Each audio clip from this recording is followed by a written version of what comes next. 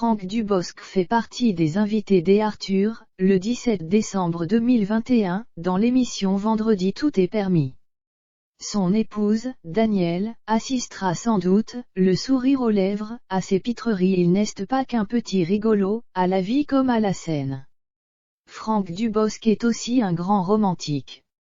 En couple depuis plus de 15 ans avec Danielle, papa de 2 enfants, Raphaël, 11 ans et Milan, 9 ans, il avait même songé à une demande en mariage aux allures de conte de fées, à la hauteur de cette jolie histoire d'amour, jusqu'à ce qu'un événement peu glorieux ne l'en empêche. J'ai dû faire ma demande en plusieurs fois. Franck Dubosc et Danielle ont bien fini par se dire oui, à Neuilly, le 19 juin 2009. C'est la case fiançailles qui a davantage posé problème, puisque les projets de l'acteur ont été un poil ruinés par un problème intestinal.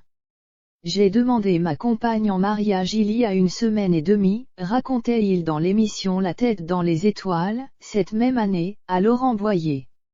J'ai dû faire ma demande en plusieurs fois. Au début, je n'ai pas pu car elle était malade, une petite gastro, il avait tout prévu. La bague, le week-end au vert, le dîner au restaurant.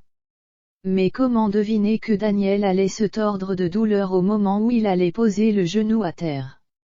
En lieu et place, il avait bien tenté de positionner la bague sous les coussins de sa chérie, véritable princesse au petit pois, mais celle-ci s'était endormie comme une souche.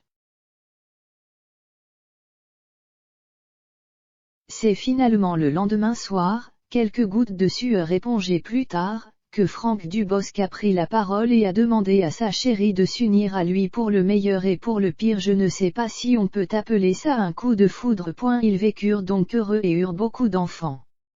Franck Dubosc a rencontré Danielle, de 10 ans sa cadette, en 2006 à Monaco. Je travaillais chez Énergie et on organisait un festival d'humour, se souvenait-elle, auprès de Karine Le Marchand, dans un épisode d'une ambition intime. Je ne sais pas si on peut appeler ça un coup de foudre, mais j'ai tout de suite flashé. Je le voyais comme ça, sur scène, un beau gosse, avec ses pommettes, qui souriait timidement, et je me disais, comment il peut faire ce métier en me paraissant si timide? Et j'ai tout de suite vu une personne hyper sensible, hyper simple, hyper humble en fait. La recette du bonheur. La leur, en tout cas.